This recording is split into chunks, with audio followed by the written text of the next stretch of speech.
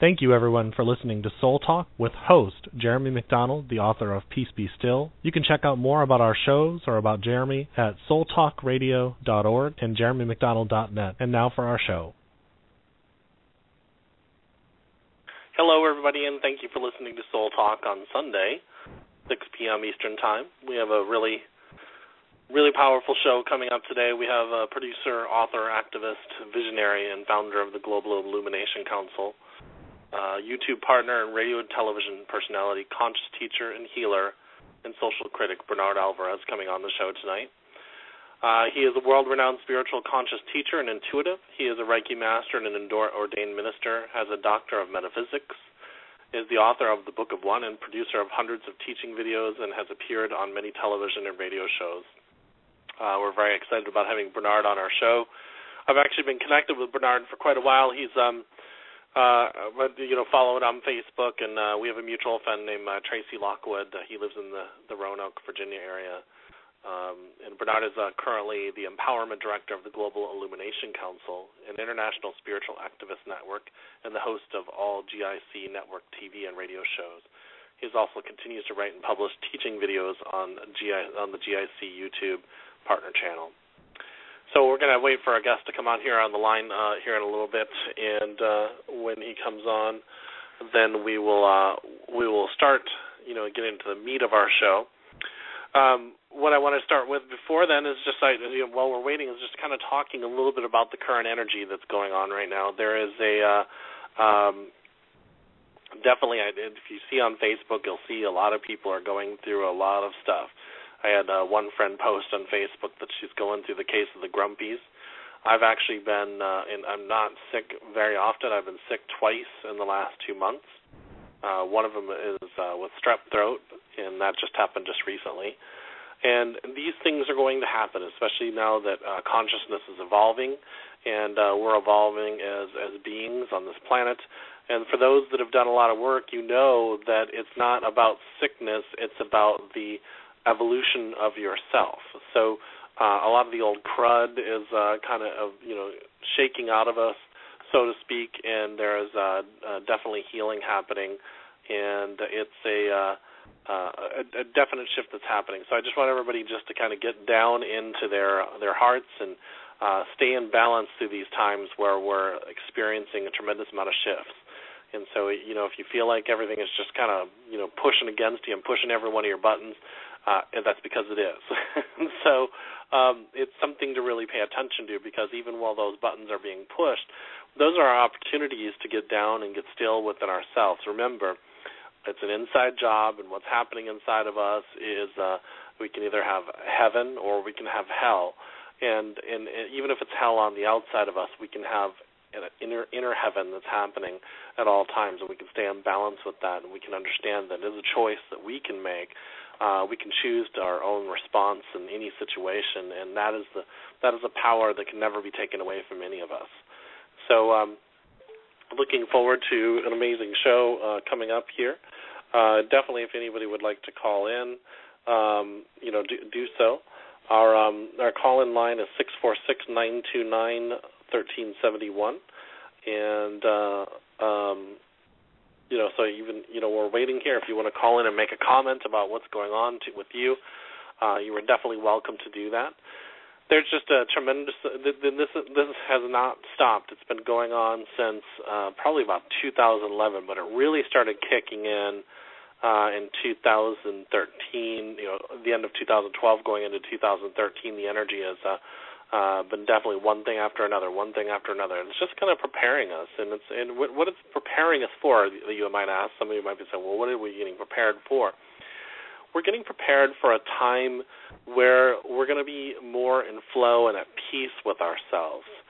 So we've been very attached to a tremendous amount of things in our world. We've been attached to our homes, and we've been attached to our ideals and our cell phones and our technology and everything else. Now, as the ego, as I hear some of your thoughts right now, well, what is wrong with them? Nothing is wrong with any of that stuff.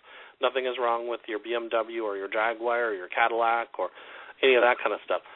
What happens is that we get so attached to it that if those things start to become anchors for our soul to grow. And so it's something that we're going to have probably all of those things. What we want to let go of is the attachment that keeps us off center. And so if we've got anything that keeps us off center, then it blocks us from having a true amazing experience of the soul. So it's we're just looking for some pretty cool stuff coming up into this new age that we're coming on to, and so anyhow, just bear with me 1 second. I'm just looking, checking on something really quick here while we're on live.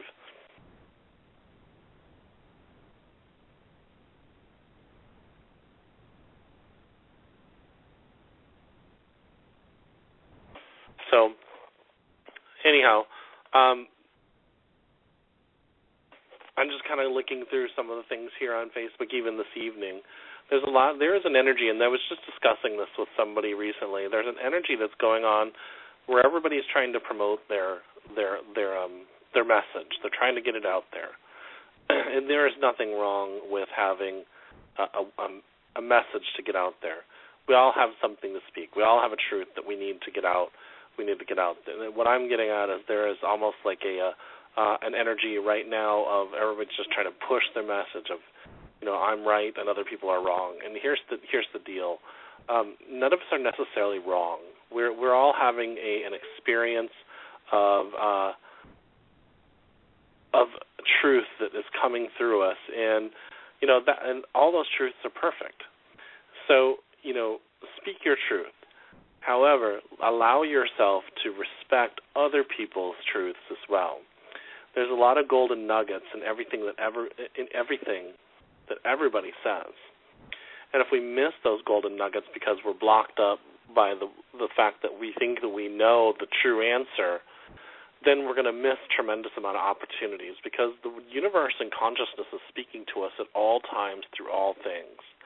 The television can be our messenger. The computer can be our messenger. It can be our friends, our family. It could be the person that we dislike. It could be animals. It could be anything. And if we are blocked up with the idea that our way is the only way, then we have forfeited our opportunity to grow. We forfeited our opportunity to have an education and understanding and more awareness. And so it's really there's everything we have going on in our lives is an opportunity for us to get a richer understanding of everything. So there's just a tremendous amount of opportunities happening on a daily basis. So I just want to share that it's time for us to really get deep into ourselves. And what does that mean? What does getting deep into ourselves mean? Well, sitting here waiting, and it's apparent that our guest has gotten detained or whatever. I want everybody just to sit there and just to relax. I want you just to dive deep down into yourself, and I want you to just take a breath. Everything is perfect. There is nothing that is imperfect. So nobody is ever late. Nobody is ever on time. Nobody is ever putting upon you. Nobody is ever disappointing. Who we disappoint is ourselves. There's nothing. Nobody's ever doing anything to you. So I want you to just get down in yourself, and I want you to think about times where you felt like you were disappointed, and or maybe something happened and you weren't able to, speak your truth. I want you to just, dive down into yourself and get real relaxed, and just, focus. So. And I want you to just calm yourself.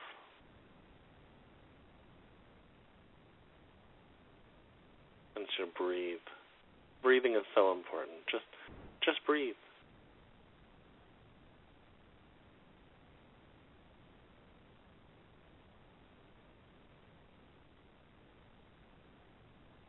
And what you're going to do is you're just going to calm your mind. So while you're calming your mind, you're going to let go of all the things, all those expectations you feel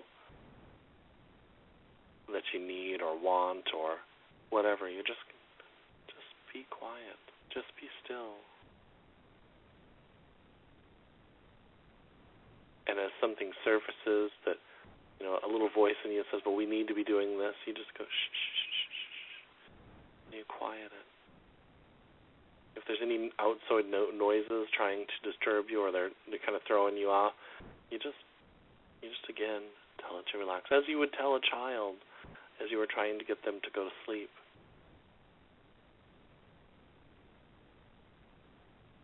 Just relax. Just relax.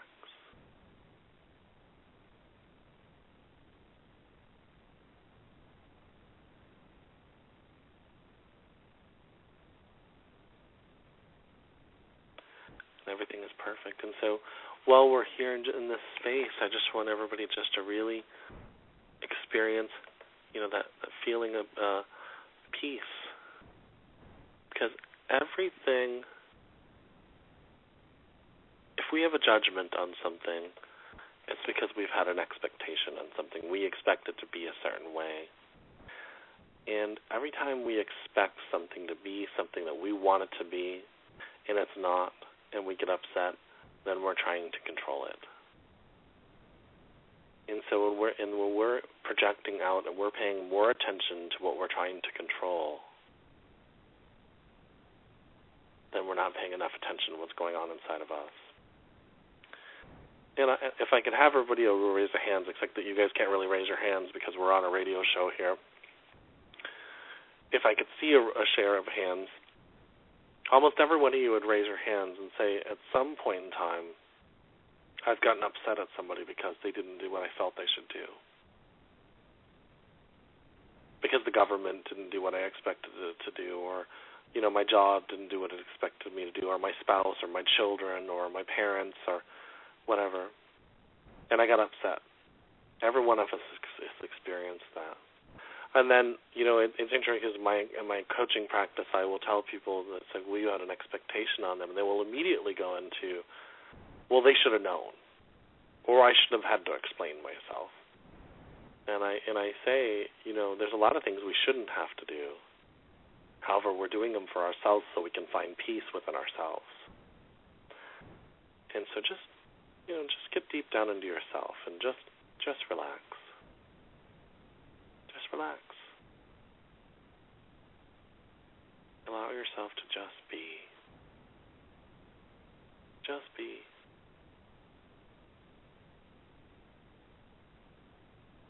What's really incredible is that even though we're here and I'm on a phone and we're on Blog Talk Radio and we're experiencing, you can feel this energy, and if you really get down into it and really see it within yourself, you can feel your heart radiating, and you can feel the pulse of every person listening.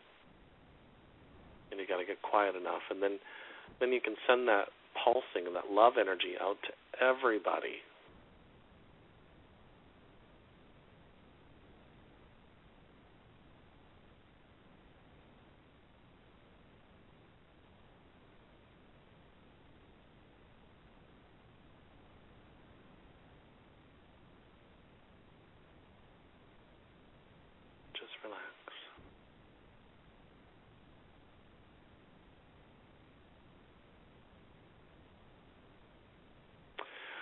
So I don't know what's happening here. So we're going to speak here for a few more minutes, and then we'll see. Our guest is calling in right now, so we'll just wait for him to be calling in. See, everything is perfect. Everything is perfect. We got to experience this amazing time with each other. We get to set the energy for our wonderful guest coming on, and he'll be calling in shortly. So it's pretty incredible, some of the things that we have. See, the timing, nobody is ever late, because we got this time to really just get ourselves grounded and at peace. So this is how we create change in this world. This is how we really affect each other's energy. We needed this time. And so it's just a beauty, an amazing life that we have here. So, and here is our guest calling in. We're going to bring him on the line. Hello, Bernard. How are you? Hello, Jeremy. How are you today? Thank you for having me on this evening. We are wonderful. We just did a meditation here live and got the energy just really peaceful, and we were getting it set for you when you came on, so we're amazing. Oh, wonderful. That sounds fantastic. What a pleasure. And so nice to walk into this wonderful energy you have flowing right now. Absolutely.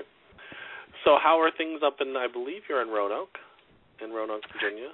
Yes, I'm in Roanoke, Virginia. It's absolutely a beautiful day here today. Got to say the weather is lovely. It's 80 degrees, which is very nice considering it's been pretty cool for a while now. I was up there a few years ago because you and I have a mutual friend, and I spoke at her Mysterium. Oh, wonderful! That's right. That's one of. As a matter of fact, I just saw her a couple of days ago, and she told me she's going to be restarting Mysterium again soon. So I'm looking forward to that. Absolutely. Well, so thank you for coming on. I know I've seen you on Facebook quite a bit, and we've interviewed quite a few people, the same people. I kind of introduced you earlier. I'm just going to touch on it a little bit here. The one thing I know for sure about you is you are the originator of the Global Illumination Council, and you are the author of a book called The Book of One: Returning to Source Wisdom. And so everybody, this is Bernard Alvarez, and I know everybody's going to enjoy his energy here on the show. And so I think one of my first questions I want to ask you about, because I know I see it on Facebook, is what is the Global Illumination Council, and maybe you could tell everybody about that. Oh, of course, absolutely. The Global Illumination Council is, for me, it's a surprise. I've been doing this work now for a couple decades and bouncing between activism and spirituality and whatnot. And dealing with my guides, basically the Global Illumination Council was a part of the work that I am supposed to be doing according. And as a matter of fact, I speak about it in the Book of One. A little bit about the story of how the Global Illumination Council came to be. What we are today, what we were, was basically just a place, a landing ground to put all my work. I had been doing video, I've been doing radio, I've been writing, making videos and whatnot. And the person I was working with said, we need to create a place for it. And literally one afternoon, and for those of you that knew me in the early, throughout the 90s and 2000s, I really had no technical capability. I didn't even have a computer until about 2004, I believe, my first computer. And I sat down on the computer one day, and the next thing you know, this platform was in front of me, and I'm creating this social network. And what we have become over the years is we've been around now since, I believe we started the platform in 2008. The Global Illumination Council website itself is a social network, kind of like, Facebook meets MySpace meets a website. We do have all of our original work and production there, but we are also an organization, and I think that's the most important aspect of the work that we do. We're again a global organization trying and doing a pretty good job of connecting people of like mind within the spiritual activist community. It's a great place for wonderful luminaries and/or people that are just starting on the path of awakening, or the path of spirituality, or the path of activism, to get support from your peers. We have some wonderful members. We have Miriam Delicato, who's a spokesperson for the Hopi. We have Anelia Benz, who's a member. So many people, members of the Collective Evolution team, are there. I mean, just so many people have really, and it's great that we've seen our members becoming very well-known people within the consciousness movement as well. So it's a great place to express yourself in a safe environment, to write your blogs, to share your videos, to share your stories, as well as get and learn information through our free classes, through our seminars and whatnot. And that's the website, the www.thegic.org, am I correct? Correct, yes. Okay. That's cool. Our home, yeah. Our home on the web. That's awesome. I think, because I remember when we first became friends on Facebook, I think you were living in Florida. Yes, I was actually, yep. Yeah. Absolutely. Interesting stuff. Interesting how it comes together, because that was actually a similar dream that we have with our lamplight group. Is we call it a spiritual light movement, where we want to just let it spread like it's supposed to across. And now we even have people in Morocco, and so it's pretty incredible stuff. So I'm so glad to hear that. That's wonderful. That's wonderful. I hope that we see more and more of people like yourself and myself just popping up, and we are seeing it. The planet is in need of more organizations and work like that, and I'm so happy that we have people like yourself and so many others that are starting to do this work much more, and it's spreading quite a bit, and I love it.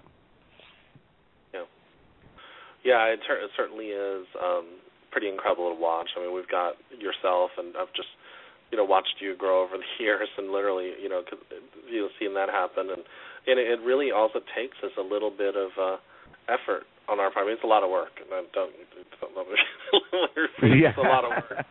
And there's a little bit of effort as far as courage, because when you're first starting out, you don't know what the heck you're going to do. Because I had a graphic design background, but I felt very small and insignificant about my graphic design background. I was like, I'm not really that good at it. And I finally just said, well, you know what, I'm just going to do it. So then I had to learn all the audio and everything else. Right, exactly. And you just keep on growing. So, well, let's go a little bit further into this, because the book of One, Returning into Source Wisdom, this is the second edition, am I correct? And you redid this. Yes. It was just an inspiration that came to me late last year, and I kind of was looking at the first edition, and it just didn't seem complete. And I reread the book, and I was like, you know what? The way this book is released right now is not the way that the guides that basically wrote the book for me wanted it to be laid out. And so I went back and I kind of just formatted the entire thing. I edited quite a bit. I added quite a bit to it. And I'm very, very happy with the way that it turned out this time. So I think my work is done with that aspect and that information that needed to come out. Very, very cool. So can you tell us a little bit about the book? And obviously it's about one. I guess I would assume it was about oneness. Can you talk a little bit about some of the lessons in the book that it's going to teach? So I guess here's a good question. How is this book different from many books out there on the awakening of humanity? Well, from what I'm hearing, and I mean, of course, it's a little weird to kind of critique yourself. I love getting the critiques that I'm getting. I've had positive, I've had negative. Actually, I've only had one negative critique so far. But I will say that most of the things that I'm hearing from other people is that we find in today's world, especially when it comes to consciousness or the awakening or light worker spiritual books, they tend to be very involved. There's not really a book that you I don't want to say for beginners. That wouldn't be the right term. But it's not pretentious. It's written in a very casual way, as if you're having a conversation like we're having right now. Just a very casual conversation. It's very to the point. It's not long-winded. Again, it's just a very simple, straightforward. And what I love about it is it tells you the story of how the book was written. The book was written over several decades.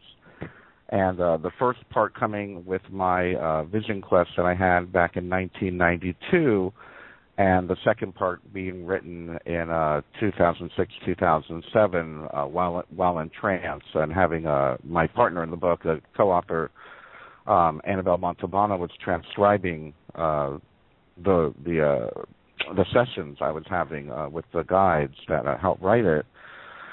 And to kind of to say that it is a guide for better thinking is a good way of looking at it. I believe that it simplifies the things that we try to complicate in the way that we look at our lives. It covers everything from personal relationships to family relationships, to dealing with the world, to dealing with injustice in the world, and all done in a matter of a few lines, and that's what I love about it. It is presented in a passage, usually about a one-page passage, and then there's a reflection on the following pages that reflects on that.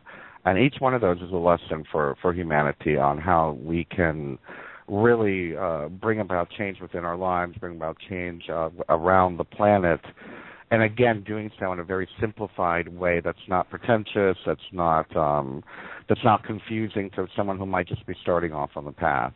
And that's what I find. And it wasn't meant to be that way. I mean, I didn't say I'm going to make a simple book. But now that I'm being told this, I look around and of course, you know, I me being a radio host as well, I interview many authors, and this is not to say that their books aren't fantastic and wonderful, but many times the way many books are written on these types of topics, on spirituality, they become very almost like a textbook or a college level.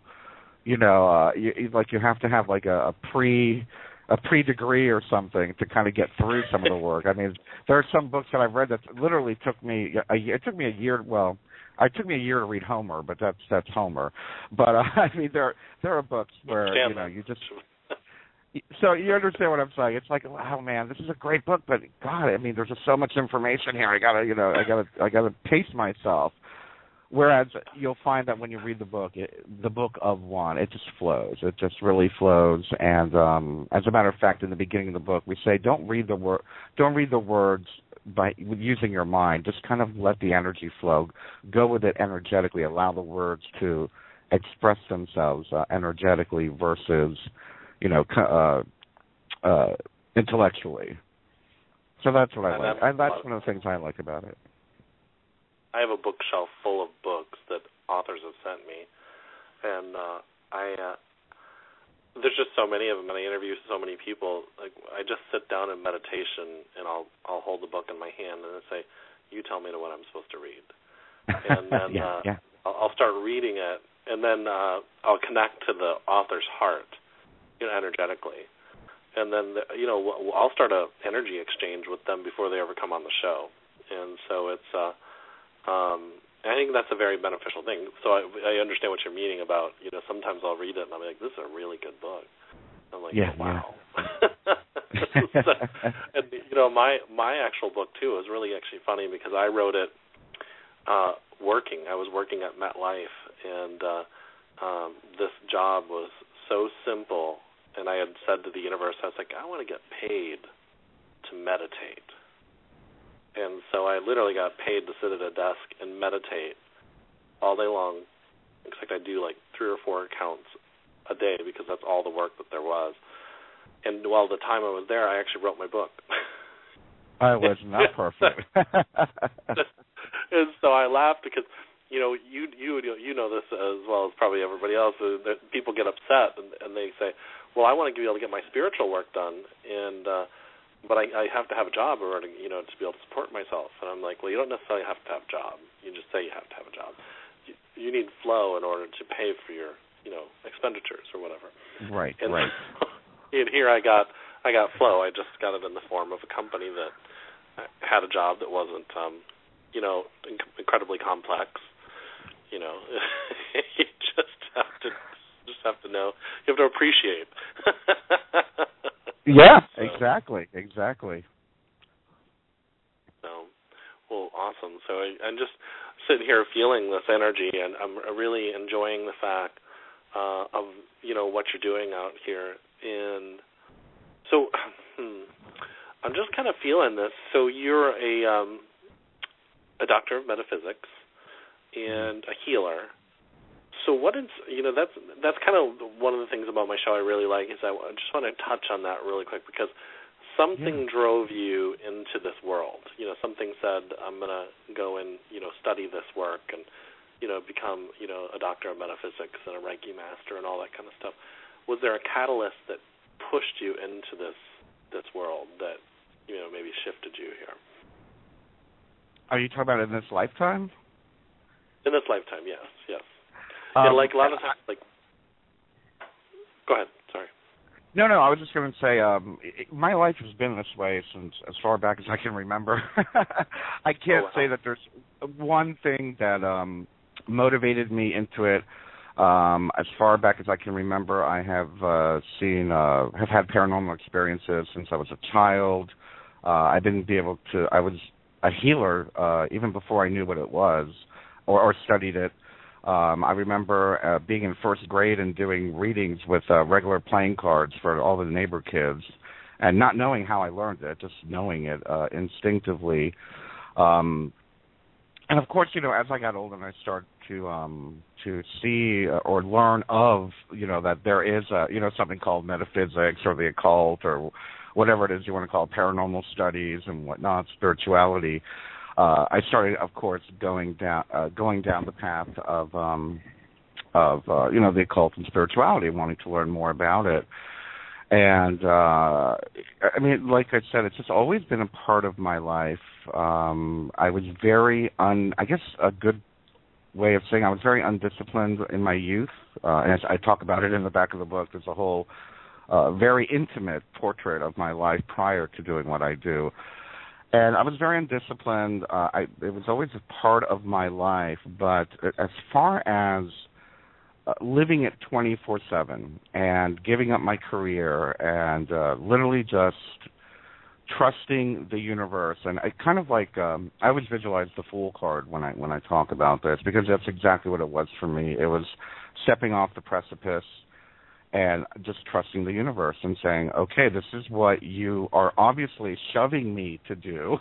I was very, what's the word I'm looking for is, I didn't want to do this work. This is not something that I wanted to be a part of my career. I kind of wanted it to be a side thing. I didn't know that I was going to have a YouTube channel with millions of viewers. I didn't know I was going to have a radio show for, God, we've been around now for 7 years, I believe, 7 or 8 years. So I was very apprehensive. That's the word. I was the apprehensive light worker. I was like, really, I have to do this now and take responsibility and actually walk the talk, don't I? And I'm laughing because it seems like you and I have very similar stories. Right. It's kind of like I got shoved into the public eye, so to speak, and I that's not what I intended at all. But I will say that if there was one catalyst, I will say it was Hurricane Wilma, and that really was the end of my business, or the beginning of the end of my business, the beginning of the end of my economic prosperity at that time, and the end of my career. And just something hit me one day, and I was like, you know what, just give up everything and throw your hands up in the air and say, all right, universe, what's next? And I put all my stuff in storage. I moved onto my friend's couch and said, I'll be a bum, and, I'll be just a homeless bum living on my friend's couch until I figure this out.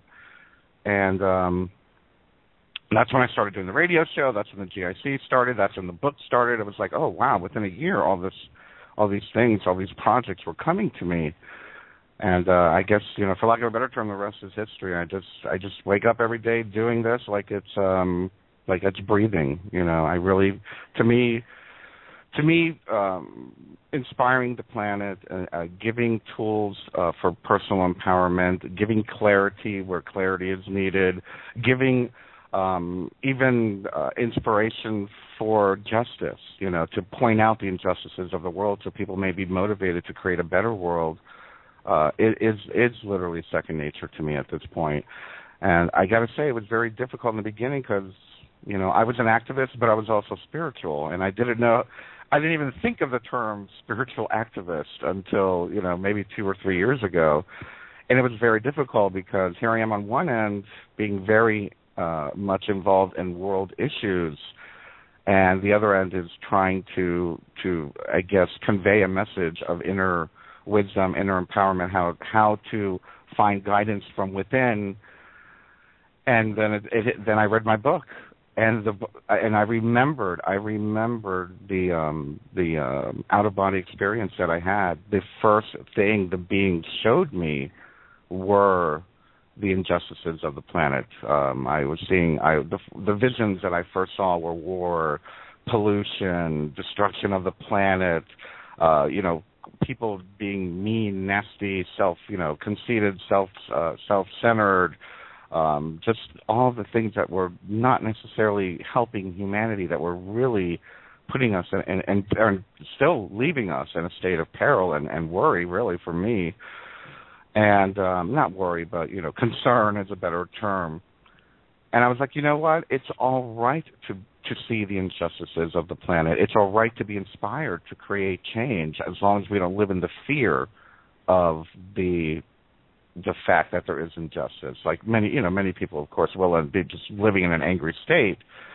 But I do believe that the idea of spirituality, one of my famous quotes going around out there is, upon spiritual awakening, we eventually feel a responsibility for our communities and for the world. And I feel that's where that spiritual activism part comes in. Sounds like a term that me and a friend of mine have coined, called spiritual warrior. There we go. Yeah. Exactly. Yeah. So, and she was on your show on the 1st of April. And so. Oh yes, Virginia. Jeez, and the day I was sick in the hospital, unfortunately. Well, I have to tell you, a wonderful job. Yeah, I have to tell you something funny, because I'm actually sick right now, and I called her up and I said, I need you to do me a favor, and she's like, what? And I was like, could you host the show tomorrow with Bernard? And she goes, she goes, wouldn't that be just the craziest thing? She goes, I can't. She's having dinner. So, that would have been his. But I ended up, we just did a healing session between the two of us and got all my energy to where I was able to do my presentation this morning and be able to do the show with you today. And I just thought that was the funniest thing, that I was actually sick, the day before you were coming on. Isn't that something? Well, I am very, very happy that you're feeling better, Jeremy, and I'm glad we have the opportunity to do the show today. Absolutely. And that's actually, can we touch on that a little bit? I actually was talking about this in the beginning of the show just a tad bit. The energetic shifts happening on the planet, I'm feeling that, of course, this is something all of us are talking about, that these shifts are actually pushing these things out of us, and they're manifesting in the form of sickness. But we're really just shedding away the layers of crud, I guess would be the word that I would use for it. And that's what I really feel like I'm going through right now, is this unveiling of all this old crud. And maybe that's what happened with you, a few weeks ago. Absolutely. Absolutely. I couldn't agree more. And as a matter of fact, I can share a little bit of what happened to me on a personal level. And it's funny because I'm living it as we speak while we're doing this interview. I had, and I do believe, and I agree with you 100%, it is a form of either detoxing, whether it be physically, emotionally, spiritually. Many of us are bringing all this stuff to the surface. A good example is, when I do Reiki, I have people that'll sweat, that'll cry, that'll vomit. These things just come up. It comes up, and there's nothing wrong with that. For me, this illness that I had about a week and a half ago, 2 weeks ago almost now, literally got me to the point where, and I'm not proud of, actually I'm proud of it now. I was a smoker since, for 30 years or however long. And not a heavy smoker, but, a half a pack of cigarettes to a pack a day, which is still not good for you. And the illness, and of course, I'm always like, I'm going to quit. And the illness got me to the point where I just couldn't smoke. And I just did not feel good, and I couldn't light a cigarette. It made me nauseous, whatnot. And I was like, you know what, this is a good opportunity for me to switch to, I'm switching, I'm now on the e-cigarette. And I'm like, you know what, this is much healthier than than tobacco, or the tainted tobacco, unsacred use of tobacco. And so, yeah, it really is, it's wonderful because I feel twice as healthy as I was before I got sick. I'm breathing easier, I'm sleeping better, my mind is clearer, yes, I'm still on the nicotine, but I'm at the lowest dose and, weaning myself off. I always say baby steps to baby steps to get to the goal that we need to get to.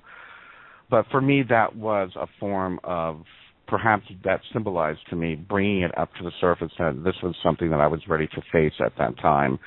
And for many people on the planet, I'm finding that, we're seeing things, and I've seen it within my friends, my dear friends, my contemporaries in the work that we're doing. We're seeing a lot of emotional release as well. Many old relationships, perhaps that weren't working, are leaving us. New relationships are being made. Reconnecting with family members is starting to happen again. I'm seeing with many people who might not have been very connected. So we're seeing so much, and it happens on so many levels, on such a personal level. And I can't wait to hear. Well, you're going to be on my show in a couple of weeks. I can't wait to hear where this is going to bring you to, and you can maybe share with us what you learned. Absolutely. Well, that's why I'm very excited. It was funny. I think it's very interesting that I was supposed to be on your show like 6 months ago, and I had to cancel. And it just wasn't timing right. And I had to go through more lessons and opportunities, or whatever you want to refer to them as. And it's everything is perfect. Everything is always perfect. And so, we're going through these shedding away of layers. And I think it's, I think that's what's really amazing. And I think that's actually one of your talking points here. I just want to bring it up because I think it suits what we're talking right now, is how does one maintain faith in humanity and the direction we're going in? And, because we see an awful lot in the world, and you and I are truth tellers. In a sense, in our spiritual activism and stuff. So, and there's a lot of people out here doing this work. So, the person that's not doing the work that you and I are doing, how does one maintain their faith in humanity? Oh, wow. That's a really good question. I would like to think that those of us who are doing the work, for those of us in what I like to call glow business, not show business, glow business, that we're doing our job, that we are giving the tools, that we are inspiring people to see that there is beauty in the world, that there is beauty within all of us, and perhaps find that beauty within ourselves. I find that the only way to really reconnect with humanity without giving up hope in humanity is to reconnect with ourselves in the sense of finding that humanity within us. What makes us a good person? What is that one thing? We can see it in people, there could be drug addicts or drug dealers or thieves or, whatever they are, guerrilla warriors or whatever. There's always some bit of spark of humanity in that person, no matter how bad they think they are. There is a spark of humanity in each of us. And I feel that if we can just identify that, connect with that, and just expand on that, to look at the greatness within ourselves, we will have the ability to see the greatness that is in every single human being on this planet. Everyone has spirit, everyone has a soul, I hope, and everyone has that bit of positive light, humanity, and caring and compassion within them somewhere. And to know that it's there, there is a reason why things are getting tough right now on the planet. There's a reason why things are getting tough within our personal lives, and that is to face our humanity, that is to face that work that needs to be done in order for us to move to the, I like to call it the new paradigm, to graduate. Some call it the fifth dimension, some call it the golden age, some call it, the new age, whatever we want to call it, the Aquarian age. There is a shift going on. There is obviously a shift going on, and we are going through that birthing process.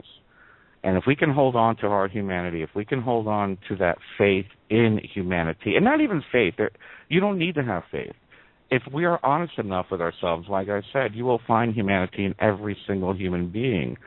If we can move our egos aside long enough to look at every individual and the good, even the one good deed that they have done on this planet, it will restore our inspiration it will give us the strength that we need to move through this birthing process and allow ourselves to graduate to this next level of consciousness that is innately within all of us.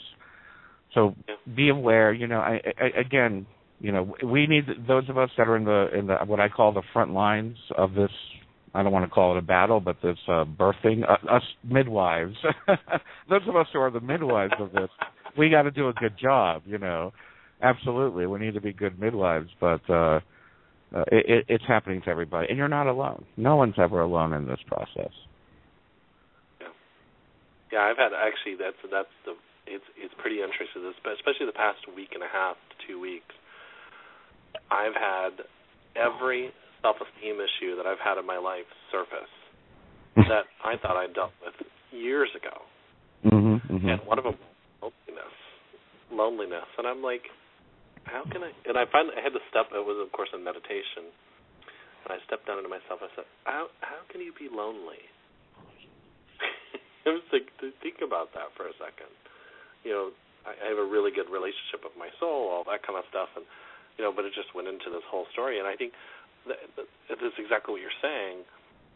All those things that we're going through right now, there's a reason, because we're going through the growing pains and we're shedding away. We have to face that one last part of ourselves, that one last temptation to go back into that old paradigm of disparity or whatever we want to refer to it as. And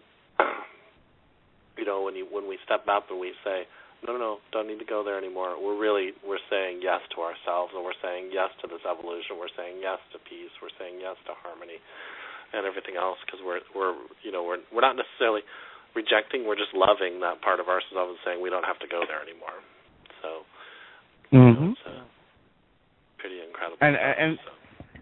And it's so funny because I love what you said, how you were, I don't know if you used the term revisiting, but it was kind of, you said something to the effect that you thought that you had gone through it. And of course, I go through the same personal issues and insecurities and whatnot, because we're going through that human experience, absolutely. And for me, I just wanted to add that I feel that as we become more aware, and actually, if anything, if it's something that's resurfacing, I believe it's because we have a different way and a different perspective and or wisdom to look at it and handle it even better. It's kind of like, perhaps look at it like gardening. Like, okay, well, I need to tend my garden, so to speak. But the first time around, when we did the work, quote unquote, those of us on the path of clearing this stuff up and pulling the weeds, we only had gloves. We were attending the garden, just using garden gloves. And then later, years later, as we got better at gardening, we noticed the weeds might have still been popping up. But this time, we have the little hand rake, we have tools. We have like real tools that we've learned how to use over the years. And I find that it becomes much easier and we move through it so much quicker. We all have our I don't want to say, perhaps maybe shadow self. And I think we learn to become friends with it better. And it's like, oh, you're going to rear your ugly head and make me feel strange or insecure.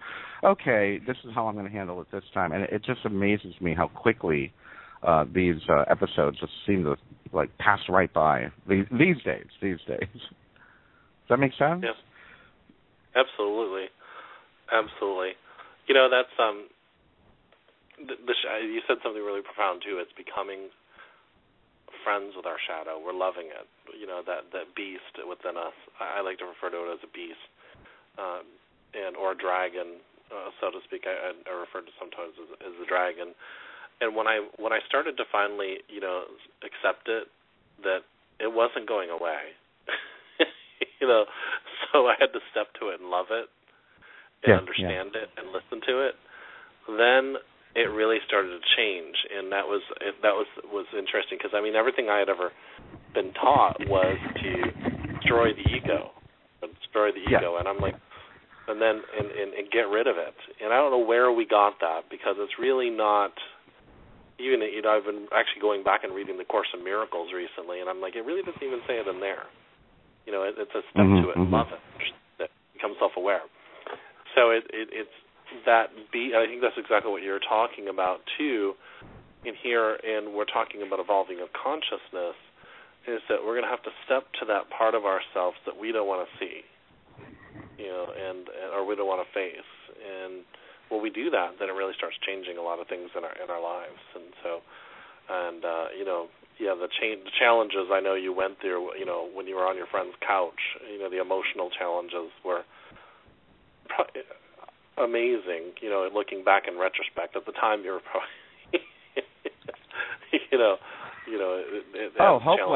hopeless, feeling hopeless, but still having to do the work, and it was like self-punishing almost. Yeah, I had to do the same thing. I was living in Philadelphia, and I was on the turnpike, and I just lost this really, really good job, and I called my mother crying, and I said, I don't know what I'm going to do, and I'm 32, and I'm having to move back home to Florida to my mother's home. And, when you're 32, you don't want to live with your mother.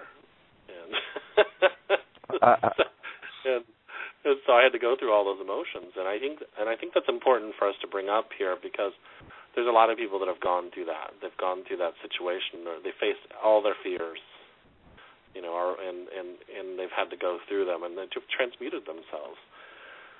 So, which is definitely the work that you're doing out there, and I think that's really, really awesome that you are doing that. I want to just throw this out here before we kind of go any further. Everybody can check out Bernard at his website at www.justbernard.com. You can also go to his YouTube at youtube.com/justbernard. And there's also more down in the link for the show. And when I post this on YouTube, it'll be on there as well. So, great, thank you. When you can definitely find a lot about Bernard and his work. And, if you're on Facebook, I'm sure you already know who Bernard is, because it's everywhere. I don't know how that happened either. Well, that's the thing. We don't even need to know how it happened. It just happened. I know, exactly. But yeah, actually, it's funny. I came up with the tag Just Bernard, and the tag Just Bernard was actually going to be the name of my business back in the early 2000s, because I was fed up working for someone, and I'm like, you know what, I'm going to work by myself, Just Bernard, And someone had mentioned it to me at a business gathering. They're like, well, just call your business Just Bernard. It's like, that's a great idea, So I started using the tag Just Bernard, and then somehow now, you Google Just Bernard, and there's like 600,000 links or something. I'm like, oh my gosh. And I wish I could change that, but it's a little bit too late. So I got kind of stuck with that moniker now. But and then that's the name of the radio show that I do, called the Just Bernard Show now, and of course JustBernard.com and whatnot. It's just easier that way. But again, I laugh because it's like, who would have thought, all these years later, this is where it would be. But very interesting. And I wanted to talk about I wanted to make a comment about what you said about the ego, because I do agree with you. I feel that we look at the ego as something that is evil or negative or whatnot, and I feel it's just really just it's a lower part of ourselves. I agree. It's a lower part of ourselves. It can trick us. But I forgot who the gentleman that said it. Maybe it was Gandhi, or maybe it was Ram Dass, or one of those people that I've studied, where they say, the mind is a wonderful servant but a terrible master. And that's kind of how I think about the ego. It's like, okay, well, the ego allows me to feel happiness. It allows me to feel anger. It allows me to feel passion. It allows me to laugh. It allows me to have a sense of who I am, a personality, and whatnot. But when I take it too seriously, that's where it gets crazy. So the whole idea of becoming friends with your shadow self is knowing when it's a shadow self that's controlling you versus you watching its activity, kind of like what you were just saying, self-awareness, exactly. Yeah. Have you found that everything you did in life led you up to this point? I think we already touched on that a little bit, but even down to my corporate jobs taught me everything, preparing me for this point. And I look back. Yeah. Very much so. And a great example for me, growing up, I was very shy. Very, very shy. Who'd have thought? Very shy, and it wasn't really until I got involved. I was a hairstylist for 20 years, And that was what made me feel comfortable talking to people, just, strangers. And quite honestly, it wasn't until maybe last year that I was literally comfortable being on radio shows, being on video shows, being on TV shows, whatever, public media.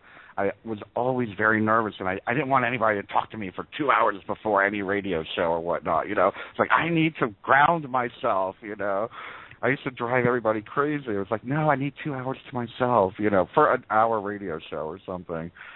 And like I said, it just happened recently. So I think if it wasn't for the idea of being in a service industry where I was speaking with people, so yeah, that did help me become a part of who I am today.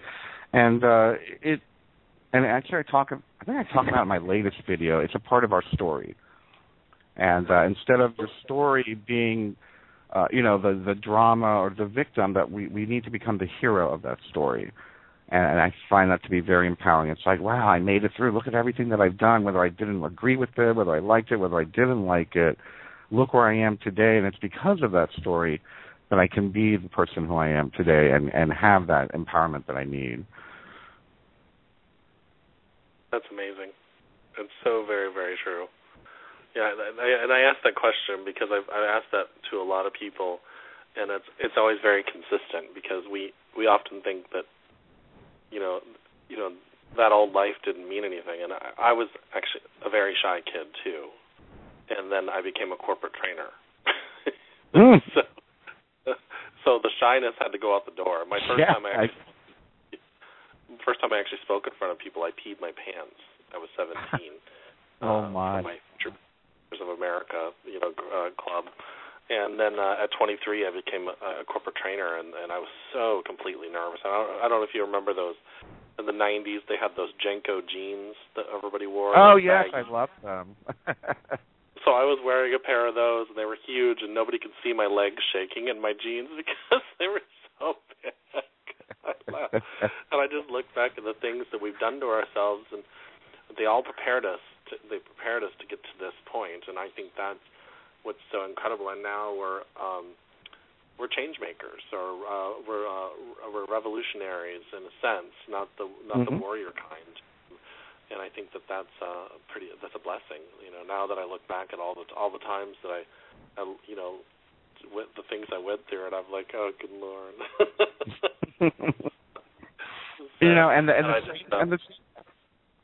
I'm sorry. I was going to say, and the same can be said for the history of humanity. I mean, we can look at slavery. We can look at, the Inquisition. We can look at, we can even look at racism and bigotry, and say, you know what?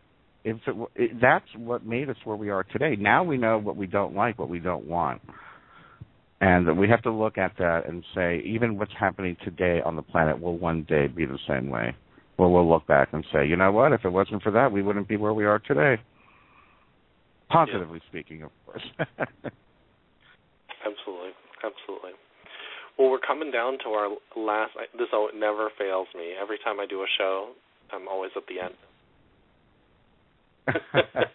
So is there any last things you would like to say in the last few seconds here that we've got?